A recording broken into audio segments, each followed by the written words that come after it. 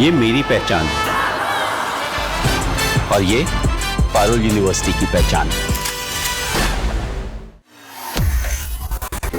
Hormuz पर US का action, Bharat के लिए बड़ा झटका। तो आपको जानकारी दे दें कि स्ट्रेट ऑफ हॉर्मूज में तनाव बढ़ने से 15 भारतीय जहाज फंस गए हैं।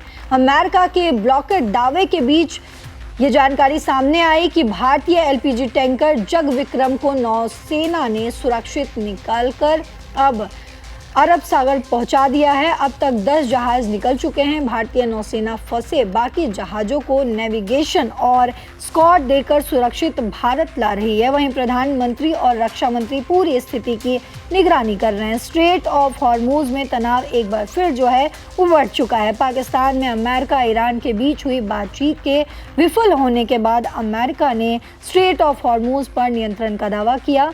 इस घोषणा से भारतीय जहाज़ों की मुश्किलें बढ़ चुकी है। वहीं आपको ये भी जानकारी दे दे कि 11 अप्रैल को भारतीय झंडे वाला 10वां LPG tanker Jag Vikram strait of Hormuz को पार करके अरब सागर में पहुंच गया।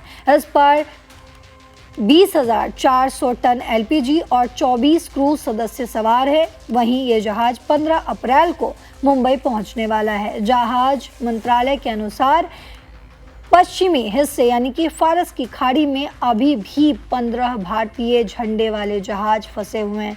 तो ये कहीं ना कहीं जिस तरीके से अमेरिका ने स्ट्रेट ऑफ हॉर्मूज को लेकर बयान दिया है, उस बीच भारत के लिए ये बड़ी खबर है और बड़ा झटका भी माना जा रहा है। इनमें एक एलपीजी जहाज, एक खाली एलपीजी जहाज और 6 क्रूड ऑयल टैंकर और 5 भरे हुए और एक खाली टैंकर जो है इनमें शामिल हैं। इसके अलावा 3 कंटेनर जहाज, एक ड्रैजरेज और एक केमिकल कार्गो जहाज भी है जो है वो उसमें शामिल है। और इन जहाज़ों को सुरक्षित निकालने के लिए भारतीय नौसेना लगातार प्रयास कर रही है। भारतीय नौसेना ने युद्ध शुरू होते ही अतिरिक्त टास्क फोर्स बना दी है। वहीं नौसेना फारस की खाड़ी के अंदर नहीं जा रही, लेकिन हॉर्मूज पार करने वाले भारतीय जहाज़ों को नेविगेशन और कम्युनिकेशन की मदद दे रही है।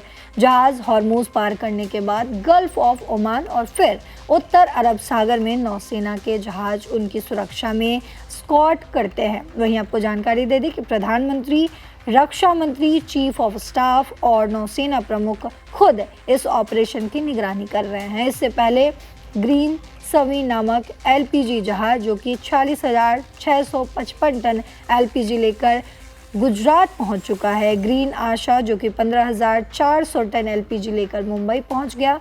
जगत वसंत कांडला पहुंचा, जबकि पाइन गैस ने 45,000 टन एलपीजी न्यू मैंगलोर पहुंचा। ये अब तक कुल 10 भारतीय जहाज हॉर्मूज पार कर चुके हैं।